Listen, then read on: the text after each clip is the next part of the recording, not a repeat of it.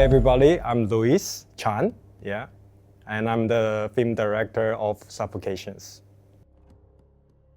Okay, so Suffocation is about the story.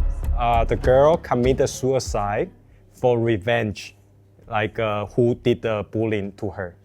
Yeah, and when the curse goes up, they have a one night chasing killed until the curse dismissed.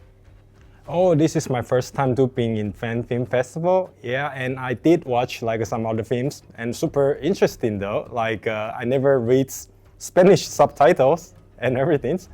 Yeah, but I definitely feel the vibe of the fan select films. Super interesting. So to all the audience, come to visit the fan film festival. You guys are having a wonderful selective film you can get from here because a lot of people are working for providing you guys interesting and from different cultures film. So definitely you guys have to come.